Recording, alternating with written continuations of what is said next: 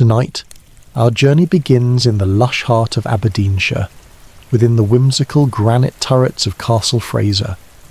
We will wander through the great hall and look up toward the shadows of the Laird's Lug, feeling the echoes of secret whispers and clan pride that have been locked within these Zidplan walls for over 400 years.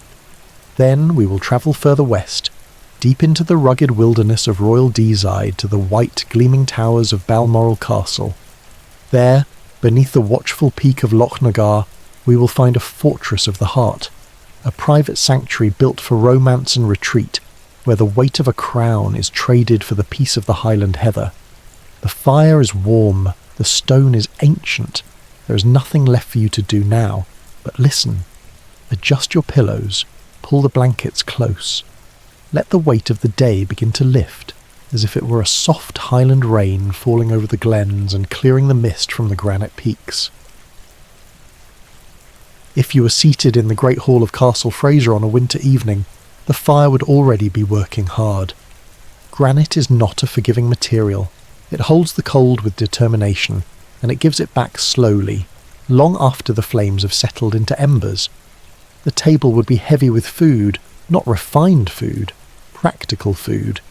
Meat meant to last, bread meant to fill, drink meant to loosen conversation just enough. Voices would rise and fall as guests leaned closer to one another, confident that stone walls were good listeners but poor messengers. What they would not see is the small opening above them, hidden in the beams, a narrow space, just wide enough for one person to kneel. This was the Laird's Lug. From here, the Lord of Castle Fraser could hear everything. Laughter, complaints, ambition spoken too freely, loyalty tested by drink. The kind of conversations people assume disappear into smoke and rafters. Castle Fraser was built with ears. Outside, the land of Aberdeenshire stretched outward in patient layers of green and grey. Low hills, fields broken by stone walls, weather that arrived without asking and stayed longer than expected. This was not the dramatic Scotland of cliff edges and crashing seas. This was quieter, more deliberate, a place where survival depended less on bold gestures and more on endurance. Castle Fraser rose from this landscape not as a battlefield fortress, but as a statement, a declaration carved into granite. At first glance it looks almost playful, towers set at angles, gables stepping upward like careful thoughts, turrets that seem decorative until you remember why they're there. This is what's known as a Z-plan castle, a central block with towers at opposite corners, designed so defenders could see and cover every approach. No blind spots, no assumptions, but unlike the castles farther south where walls were built thick and grim with siege in mind, Castle Fraser had another purpose. It was meant to be seen. It was meant to impress. It was meant to last long enough for people to talk about it. This was a home built for status, clan pride and survival in that order, though not always successfully. From the outside it presents confidence. From the inside it reveals calculation. The walls are thick enough to hide staircases. Corridors fold inward like thoughts not meant to be shared. Rooms connect in ways that make sense only if you already know where you're going. In other words, it was designed by people who expected to live there for generations, and who expected to be watched. Castle Fraser does not rush to explain itself. It doesn't loom dramatically over a valley or threaten a border. It waits, solid, certain that time will eventually come to it, rather than the other way around, and time did come, slowly, through families, names, loyalties, and long winters, through feasts and arguments, through moments spoken too loudly in a hall where someone was always listening. To understand why Castle Fraser looks the way it does, and why it works so hard to hold on to its secrets, we need to step back, not just to the beginning of the building, but to the people who imagined it long before the first stone was set. That story begins far from Aberdeenshire, in a place where strawberries once grew. Long before granite towers rose in Aberdeenshire, the name Fraser belonged to something smaller and more fragile. Strawberries. The family's earliest name, de Friesel, came from France, and it likely referred to land where strawberries grew, or to a place marked by them. The association stayed. Over time, the name softened into Fraser, and the symbol followed with it. The cinquefoil, a 5-petalled blossom still carried on the clan crest. It is a quiet emblem, no swords, no beasts, just a flower that returns each year whether noticed or not. The Frasers arrived in Britain after 1066, part of the long Norman reshaping of the island. They were not conquerors in the dramatic sense. They were administrators, landholders, people who understood how power moved through ownership rather than spectacle. When David I invited Norman families north into Scotland in the early 12th century, the Frasers went with him. They settled, they adapted, and within a few generations they were no longer outsiders at all, they became Scottish. They fought for Robert the Bruce. They held land in the northeast. They learned quickly that Scotland rewarded loyalty, but demanded patience. Power here did not announce itself loudly. It accumulated slowly, through marriages, alliances, and the careful placement of stone. By the 14th century, the Fraser family had grown large enough to divide. In 1375, one branch settled near Muchalls, in Aberdeenshire, a place defined less by wealth and more by uncertainty. This was not a peaceful region. Clan boundaries were close, old grievances lingered, and travel between estates was slow enough that help rarely arrived in time. So the Frasers of Muchalls built what many families built first, a peel tower. It was not impressive, it was not decorative. It was a vertical box of stone, thick-walled and narrow, designed to be defended by a small number of people who knew the building well. Living in a peel tower was less like living in a house, and more like living inside a storage unit that occasionally tried to kill you with cold. Rooms were stacked, light was rationed, privacy was theoretical, but it worked. The tower kept people alive long enough for something better to be imagined. Over time, the Frasers held their ground. They survived disputes that never quite became wars, and alliances that never quite became friendships. They learned when to push, when to wait, and when to build quietly while others argued. By the mid-16th century, Scotland itself was changing. Feudal violence was giving way, slowly, to centralised authority. Gunpowder had made some defences obsolete. Status was no longer measured only by how long you could hold a wall under siege, but by how confidently you could host rivals without fear. This was the moment when the old tower began to feel insufficient, not unsafe, just small. The Frasers had reached a point where survival alone was no longer the goal. They needed space, presence, a building that said they were not merely enduring history but shaping it. Something taller, something more deliberate, something that could listen as well as protect. And so, in the late 1500s, the idea of Castle Fraser began to take form, not as a sudden vision, but as a gradual decision made over years of watching, waiting, and counting stone. The tower that once kept the family alive would not be erased, it would be absorbed, built into something larger, a house that still remembered how dangerous the world could be, but intended to stand long after the danger had moved on.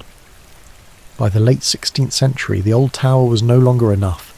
It still stood, it still worked, but it belonged to a different era, one where survival meant narrowing your life into a vertical stack of rooms and hoping no one noticed you long enough to be worth the effort of removal. Michael Fraser, the sixth laird, had other ideas.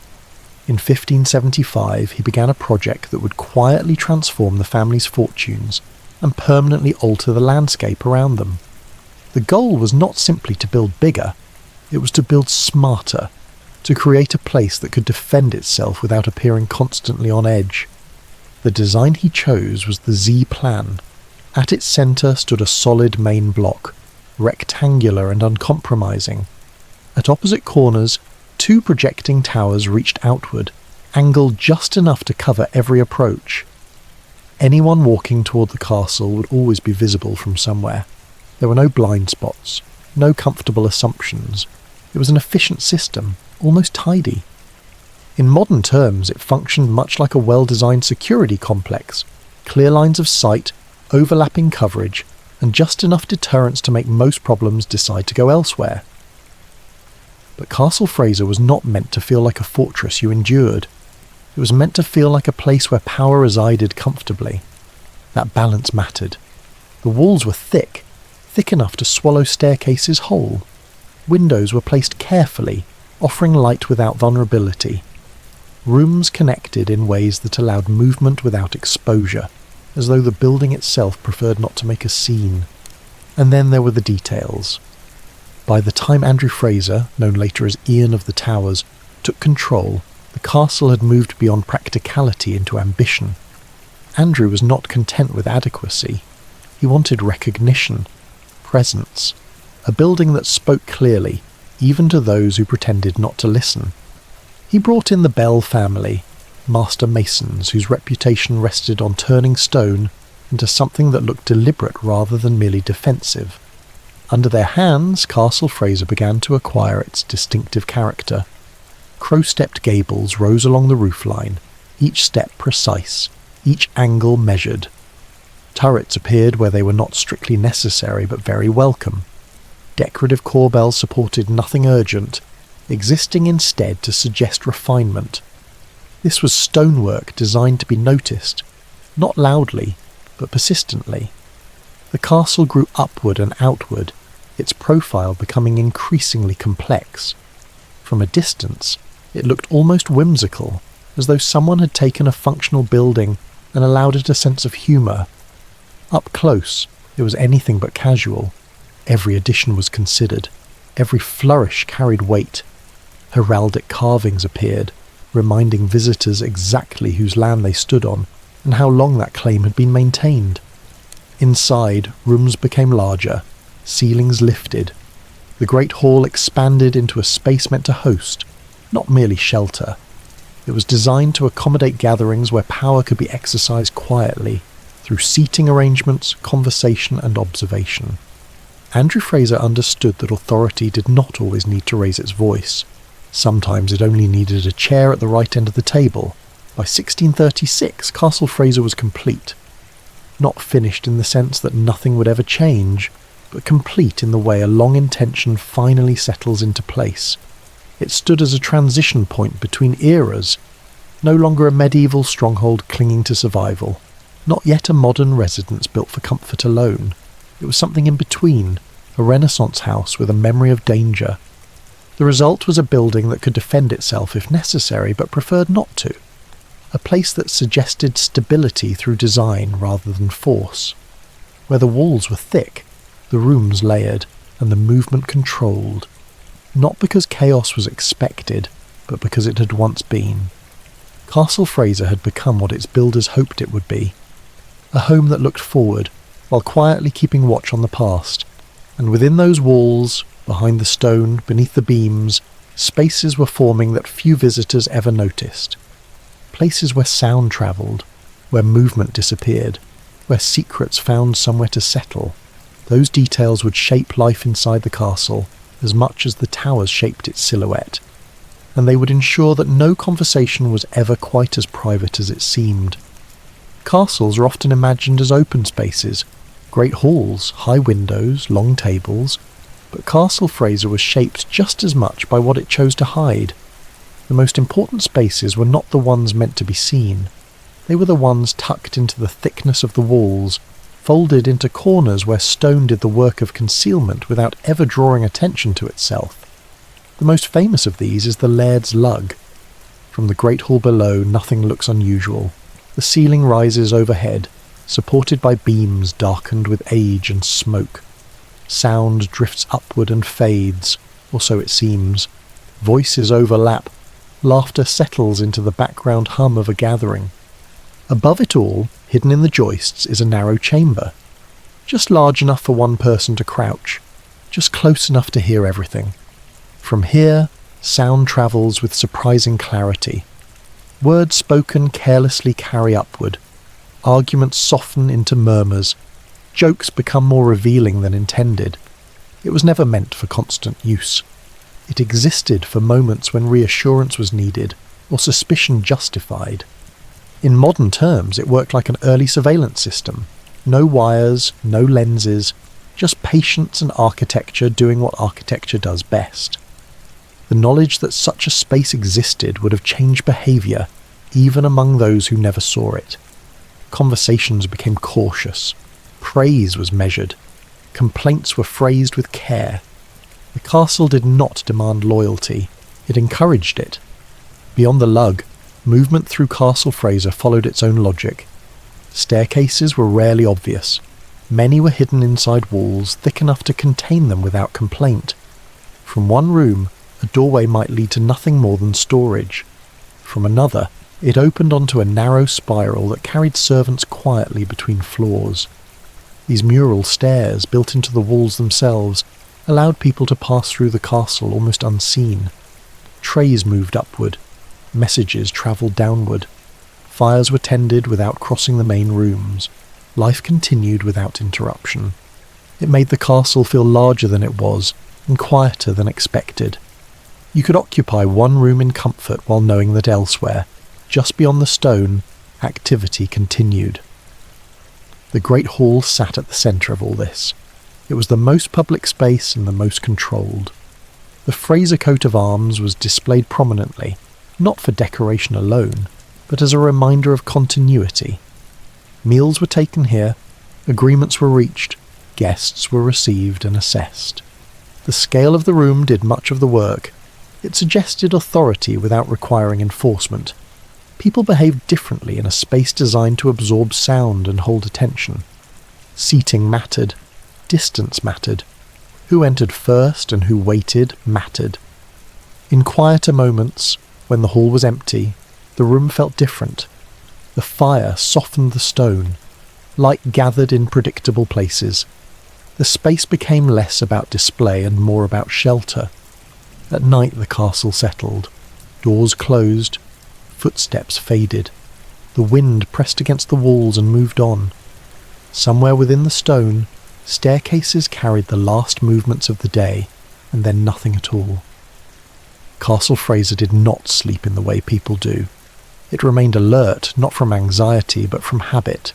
Its design assumed continuity, that tomorrow would arrive, that people would return to their routines, and for a long time they did. But the world beyond the walls was changing. Loyalties were hardening. Old divisions were being tested. And the careful balance Castle Fraser had struck, between defence and display, between listening and being heard, would soon be placed under strain. The secrets the castle held would no longer be limited to whispers and overheard conversations. They would be tested by events no wall could entirely keep out. By the early 18th century, Castle Fraser had settled into a familiar rhythm. The walls still stood firm, the rooms were still occupied, the routines of estate life continued much as they had for generations. But beyond the granite, the country was no longer content to move slowly. Scotland was dividing itself along lines that could not be quietly negotiated. For the Fraser family, loyalty was not an abstract idea. It was inherited, passed down with land and name. While other branches of the clan hesitated or shifted their position, the line at Castle Fraser remained firm in its support of the Stuart kings. This was not a fashionable choice, it was not a safe one, but it was consistent. When the Jacobite rising of 1715 failed, the consequences were immediate. Government troops, many of them English regiments, moved through Aberdeenshire, searching estates, questioning tenants, and dismantling support networks. The fourth Lord Fraser became a fugitive on his own land. For a time, Castle Fraser stood quiet and empty of authority. Its rooms waited. Fires went untended.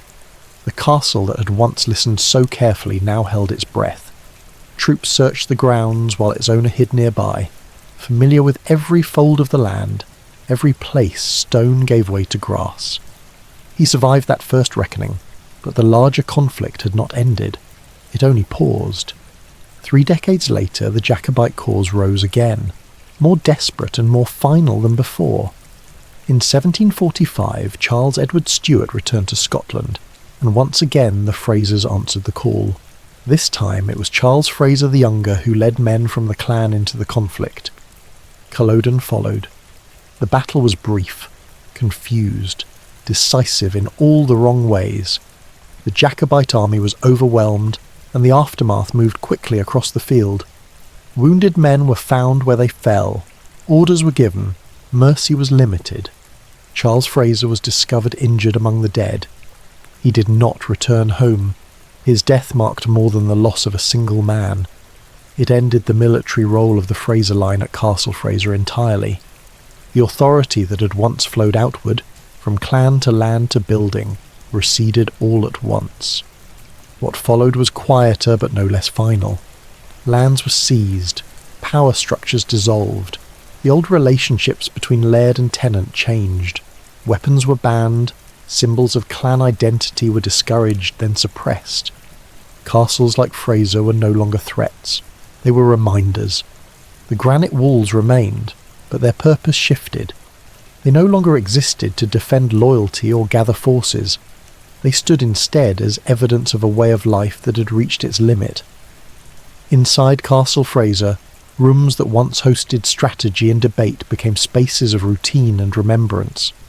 The building adapted, as it always had, but something essential had gone with the men who never returned. The Fraser line did not disappear, but its role changed.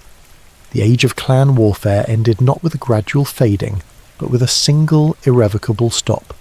From that point on, Castle Fraser would belong to a different kind of Scotland, one shaped by law, ownership and memory rather than allegiance and arms.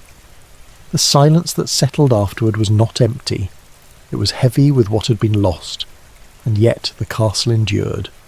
Not as a stronghold, not as a rallying point, but as a place that had witnessed loyalty carried to its end, and survived long enough to remember it. After Culloden, Castle Fraser entered a different kind of life. Not an ending, not a decline in the dramatic sense, but a long exhale. The rhythms of the estate changed. The urgency that once shaped decisions gave way to routine. Rooms that had known strategy and argument learned instead the steady presence of domestic life. The castle became less concerned with who might arrive uninvited, and more focused on who lived there, day after day. It is during this quieter period that legend begins to settle more firmly into the stone. The most enduring story is that of the Green Lady. Legend has it that a young woman, sometimes described as a princess, sometimes as a relative, was killed within the castle. Her body was carried down the stone stairs, and her blood stained the steps so deeply that no amount of scrubbing could remove it. So the family did the practical thing. They covered the stairs in wood. The panelling remains, smooth with age, carefully fitted. Less an attempt to hide the past than to live alongside it, without tripping over the memory every day. The Green Lady is said to appear near the room where she died, her presence marked not by fear, but by familiarity. A quiet figure, a sense of someone who never quite left. If the story sounds restrained, that's because it is. Castle Fraser does not trade in theatrical hauntings. Its legends linger rather than announce themselves, much like the building itself. By the late 18th century, the castle's survival depended less on myth and more on management. That responsibility fell to Eliza Fraser. In 1787 she became laird of the estate, a rare position for a woman at the time, and one that came with expectations she had no intention of fulfilling quietly. The male line of the family had ended. The future of Castle Fraser was uncertain. Eliza approached the problem with steady resolve. She modernised the estate, improved agricultural practices, oversaw the creation of formal gardens that softened the castle's surroundings without diminishing its presence. She managed finances carefully, ensuring that the building did not fall victim to neglect or fashionable renovation. In modern terms, she acted as both property manager and preservationist, long before either role had a name. Under her care, Castle Fraser became more comfortable. Windows admitted more light. Interiors were adjusted to suit changing tastes. Fires burned more reliably. Drafts were reduced where possible, though granite always has its opinions about such things. By the Victorian era, the transformation was complete. The castle was no longer pretending to be a fortress. It had become a country house, still imposing, still complex, but oriented toward residence rather than resistance. Guests stayed longer. Rooms were furnished for comfort. Daily life expanded outward into the gardens and grounds. Yet the past was never erased. Staircases remained hidden. Walls stayed thick. The Laird's Lug continued to exist, unused but intact. The building carried its earlier selves within it, layered like rooms sealed and remembered. Castle Fraser did not forget what it had been. It simply learned how to live differently. As the 19th century drew to a close, the castle stood steady, no longer at the centre of national conflict, no longer the seat of clan power, but still occupied, still maintained, still quietly present in the landscape. Its greatest challenge now was not invasion or rebellion, it was time itself. By the early 20th century, Castle Fraser no longer belonged to the world that built it.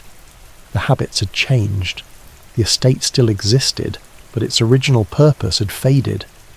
Maintaining a granite castle had become less a symbol of status and more a question of responsibility. Roofs needed repair. Stone demanded attention. Time, patient as ever, pressed steadily inward. In 1921, the castle passed into new hands. Clive Pearson, a man with a strong sense of restraint, took ownership.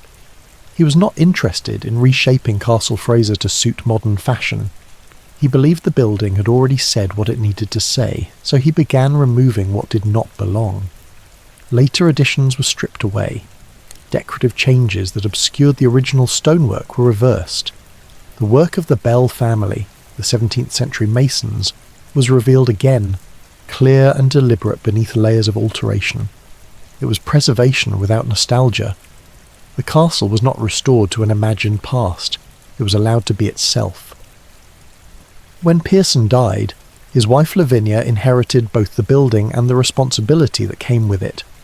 She understood something essential. Castle Fraser could not survive alone forever. In 1976, she gifted the castle to the National Trust for Scotland.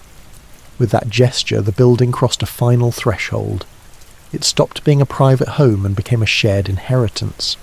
The walls that once listened for whispers now received visitors who moved slowly, reading rooms rather than people. The change was quiet but profound. Today, Castle Fraser stands much as it did when it was completed in the 17th century. The towers still angle outward. The gables still step toward the sky. The stone still holds the cold longer than expected. Inside, staircases remain hidden. Rooms connect in ways that reveal nothing all at once. The Laird's Lug still waits above the Great Hall, empty now, but intact, listening to nothing more than wind and footsteps. The castle no longer gathers power. It no longer shelters ambition. Instead, it holds memory. Visitors pass through the Great Hall and lower their voices without quite knowing why. The building encourages it. The same design that once collected secrets now seems to ask for quiet. And if you stand there long enough, if you let the stone and air settle, you may notice how the castle feels less like a monument and more like a presence. Not alive, not watching, just enduring. Castle Fraser was built as a dream in granite, a dream of permanence, of family, of belonging in a place where weather and history rarely offer guarantees. That dream outlasted the people who imagined it, and it remains still in the walls. Before Balmoral was a castle, it was a place people passed through slowly. The River Dee moves with a steady confidence through royal Deeside, winding between hills that never rush it. The land here is not dramatic in the way cliffs are dramatic. It is practical. Good ground for walking, riding and watching who comes and goes. Long before anyone thought about royal retreats or towers with clocks, this valley mattered because it connected things. Hunting grounds lay nearby. Routes followed the river. If you wanted to move through this part of the Highlands, you eventually passed close to where Balmoral now stands. The building came later. The earliest recorded house at Balmoral appears in 1390, built by Sir William Drummond. It would not have looked like much to modern eyes. Stone, timber, a roof designed more to survive weather than admiration. It was the kind of place that assumed you knew why you were there. Over time, the estate passed into the hands of the Gordons, a family well connected to the powerful Huntly line. They built a tower house on the land, a solid vertical structure that combined residence and defence in a single, efficient shape. Tower houses were not castles in the storybook sense. They were tall, narrow and sensible. You could live in them, you could retreat upward if needed, and you could keep an eye on the surrounding land without walking very far. By the 17th century, ownership shifted again. In 1662, Balmoral passed to Charles Farquharson of Invery, placing it firmly in the orbit of a family whose loyalties were deeply tied to the Highlands. The Farquharsons lived with a strong sense of identity, memory and obligation, none of which were especially helpful when politics turned against them. As the Jacobite risings unfolded in 1715, and again in 1745, the family found itself on the losing side of history. James Farquharson of Balmoral took part in both uprisings and was wounded at the Battle of Falkirk in 1746. After the final defeat, the Highlands entered a period of scrutiny. Estates were searched, pressured and reorganised. Ownership was questioned. Loyalties were noted carefully.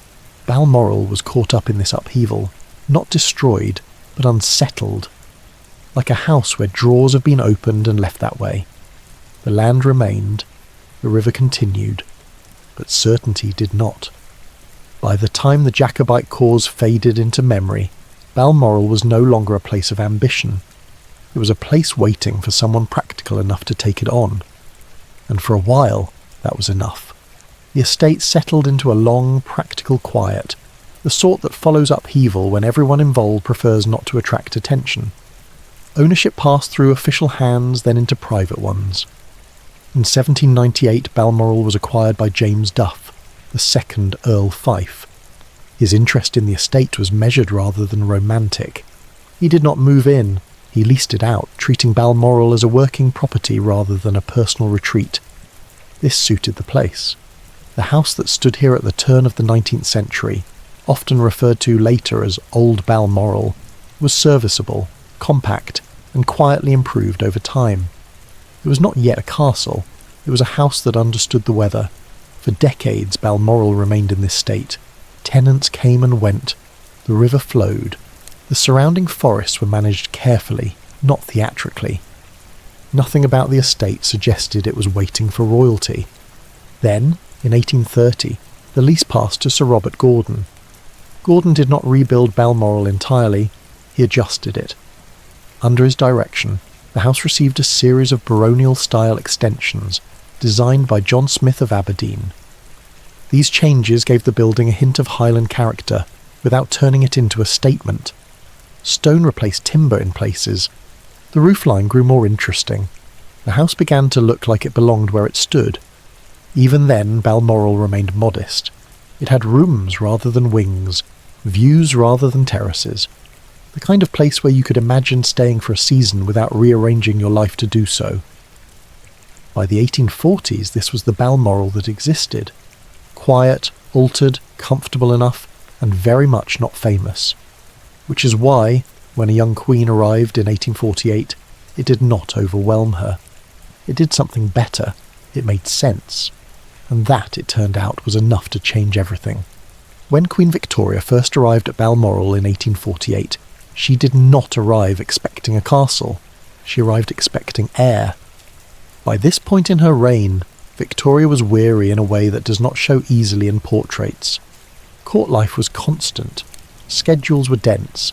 Public expectation had a habit of following her into every room. Balmoral, by contrast, offered something quieter and less impressed by rank. The journey north itself helped. Travel slowed as London fell away. The land opened. Pine forests replaced brick.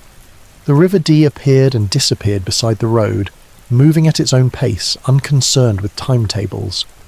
The house she found waiting, Old Balmoral, was small, altered, and entirely adequate. It did not demand attention. It did not perform.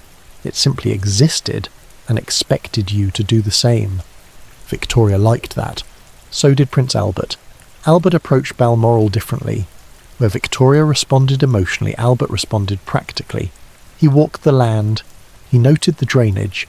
He paid attention to how the house functioned rather than how it looked. Together they began to settle into a routine. Days at Balmoral followed a rhythm that would become familiar. Early mornings, long walks, riding, reading, correspondence, meals taken without ceremony. Servants were present, but not intrusive. Time felt less managed. It is often said that Victoria's physician approved of the Deeside air. Whether or not that recommendation was decisive, the effect was real enough. Victoria slept better. Her journals softened. Her descriptions of the landscape lingered. By 1852 the decision had been made. Balmoral was purchased outright. This was not a symbolic acquisition. It was a practical one. Balmoral was not part of the Crown estate. It belonged to the royal family personally, a detail that mattered more than it seemed at the time. Ownership changed the conversation. Almost immediately it became clear that old Balmoral was no longer sufficient. It was comfortable, but small. It could not support the household that now accompanied regular royal stays, and it did not reflect Albert's growing interest in order, structure, and long-term planning. The solution was not renovation. It was replacement. Albert involved himself deeply in the project. This was not unusual for him. He read plans carefully. He adjusted details. He treated architecture as a form of management. The design was entrusted to William Smith of Aberdeen, whose work suited Albert's taste for solidity and restraint. The chosen style drew on Scots baronial forms, towers, stepped gables, and defensive shapes that suggested age without imitating any single medieval building too closely. The materials mattered. The castle was built from granite quarried on the estate itself, giving it a colour and texture that matched the surrounding hills. The stone did not shine, it absorbed light. It looked as though it had always intended to be there. On the 28th of September 1853, Victoria laid the foundation stone.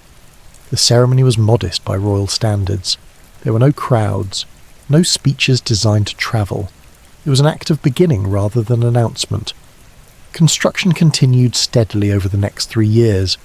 Importantly, the new castle was built alongside the old house, allowing the family to remain in residence while work progressed. There was no dramatic departure or grand opening. The castle simply grew. By 1856, the new Balmoral Castle was complete.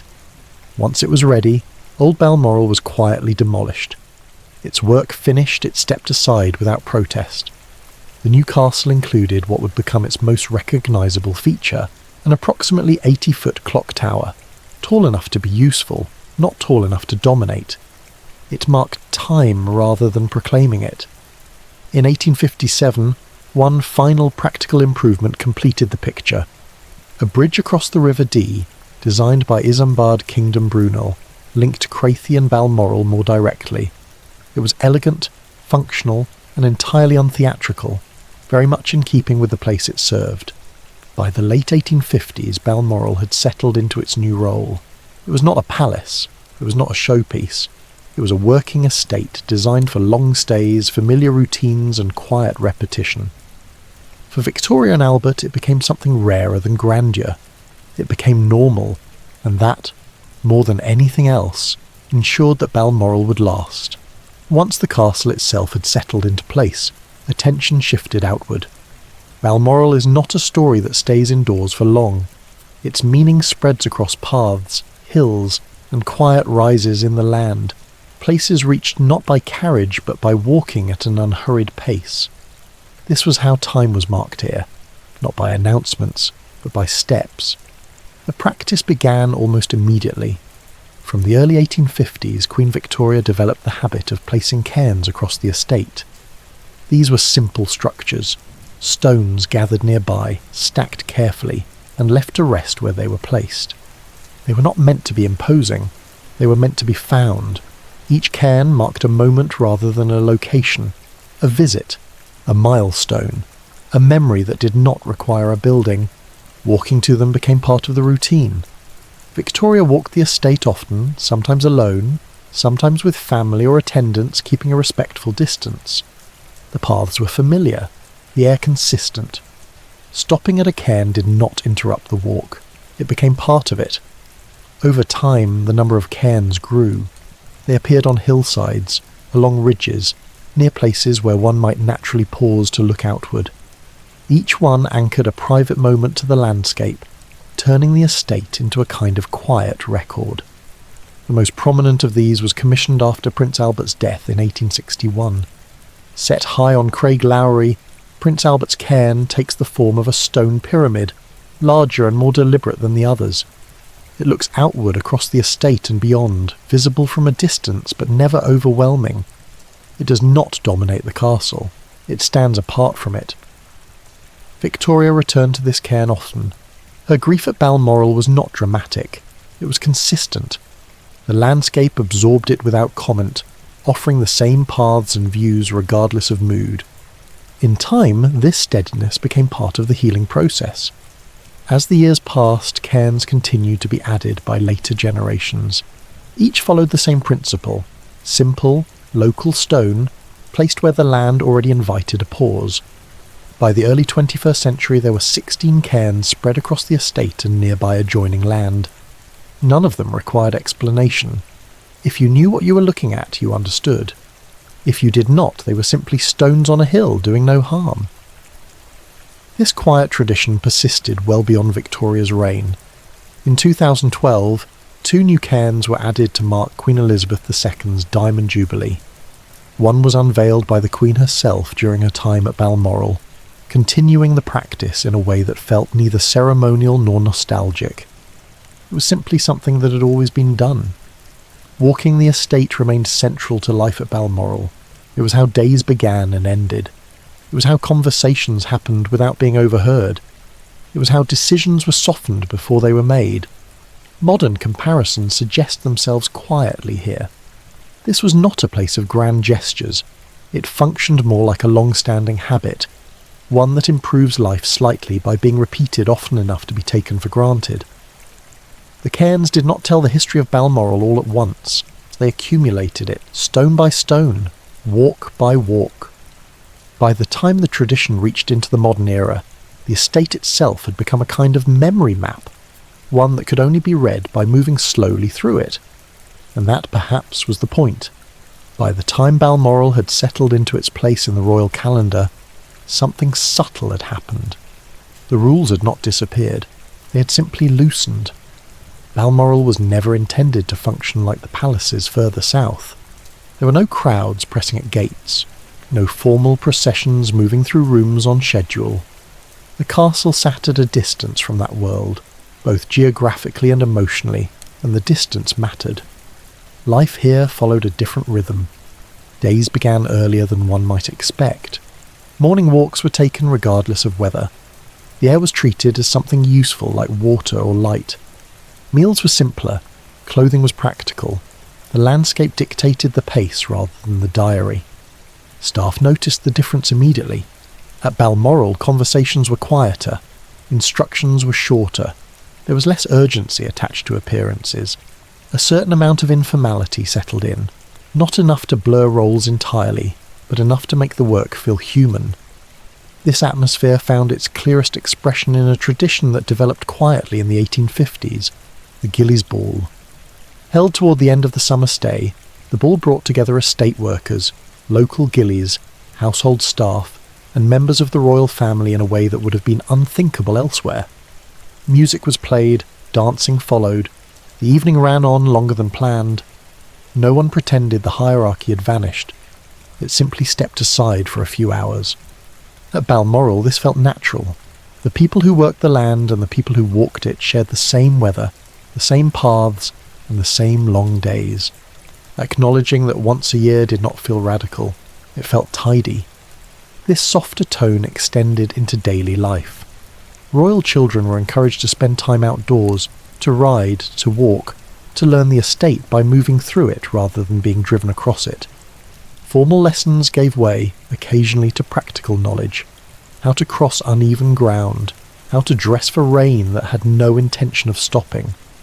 Figures like John Brown, a trusted servant and gillie, became part of the atmosphere of Balmoral. He's remembered less for specific actions than for presence, familiar, reliable, and firmly tied to the place itself. His role has been discussed often and interpreted variously, but at Balmoral he fit naturally into the quieter pattern of life. After Prince Albert's death, this informality became even more important. Balmoral offered Queen Victoria a way to exist without performance. Here, grief did not require explanation. Routine continued. Walks were taken, meals were served. The castle allowed sorrow to settle without comment. Later monarchs inherited this rhythm. Each brought their own preferences, but the underlying tone remained. Balmoral was where expectations relaxed. It was where traditions were followed because they worked, not because they impressed. The castle remained a private estate, owned personally by the royal family rather than held as part of the crown estate. This distinction mattered. It meant decisions could be made quietly, without ceremony. Improvements could be practical. Repairs could be done when needed, not when announced. Through the 20th century, the annual pattern continued. Late summer arrivals, autumn walks, fewer visitors, long evenings. World events passed close by without fully entering the gates. Balmoral became known, almost accidentally, as the place where monarchs went to rest into themselves. Not to retreat from responsibility, but to carry it more lightly for a while. If it felt less like a palace and more like a long-standing family habit, that was because it was. And habits, when kept gently and often enough, have a way of shaping lives without demanding attention. As the 19th century gave way to the 20th, Balmoral did not hurry to keep up. It remained where it was, doing what it had always done best, providing a steady place in a world that moved increasingly quickly.